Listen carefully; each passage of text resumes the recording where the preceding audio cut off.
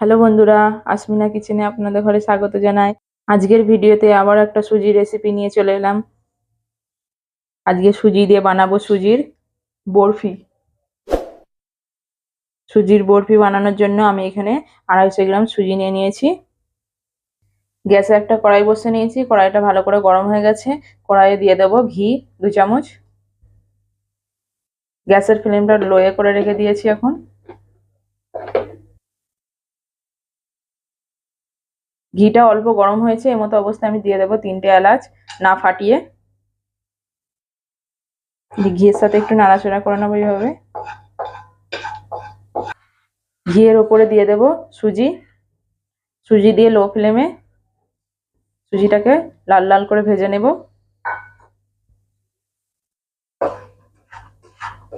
সুজিটাকে একটু ভালো করে নাড়াচাড়া করে লাল লাল করে ভেজে নিতে হবে।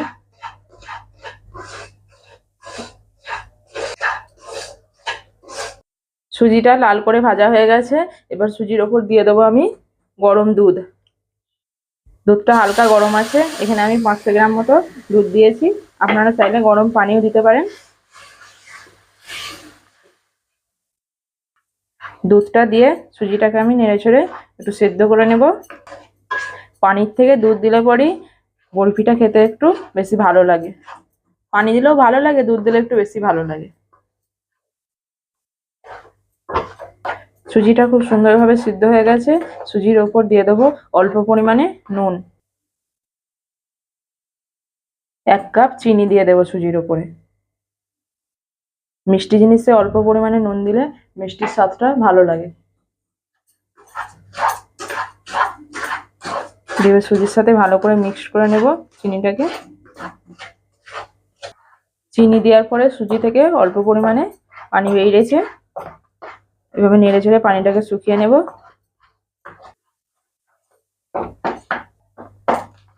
সুজির যদি হালুয়া বানাতাম তাহলে সুজিটাকে এই মতো অবস্থায় নামিয়ে নিতাম। যেহেতু সুজিটার বরফি বানাবো তাই সুজিটাকে এখনো একটু টাইট করে নেব।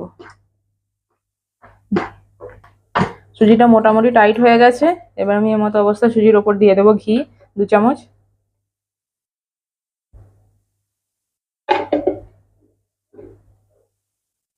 সুজিটাকে অনবরত নেড়ে যাব। সুজিটা একেবারে রেডি হয়ে গেছে, দেখতেই পাচ্ছেন কড়াই থেকে ছেড়ে যাচ্ছে। সুজিটাকে এবার আমি নামিয়ে নেব। এখানে আমি একটা স্টিলের বড় বড় বাসন নিয়ে নিয়েছি। বাসনের ওপর সামান্য পরিমাণে ব্রাশে ঘি লাগিয়ে ব্রাশ করে নেব। বাসনের উপর ভালো করে ঘি ব্রাশ করে দিয়েছি। সুজিটা বাসনের উপর ঢেলে দেব। সুজিটাকে বাসনের উপর আমি এইভাবে চাড়াই করে নিয়েছি। এবার সুজির ওপর দিয়ে দেব বাদামের কুচি, কাজু বাদাম আর পেস্তা বাদাম কুচি করে নিয়েছি। বাদামগুলোকে আমি সুজির ওপর এইভাবে একটু চেপে দেব।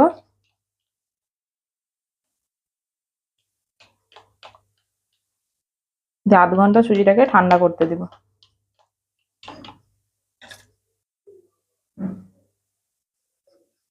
সুজিটা ঠান্ডা হয়ে গেছে। এবার সুজিটার আমি পিস কেটে নেব এভাবে।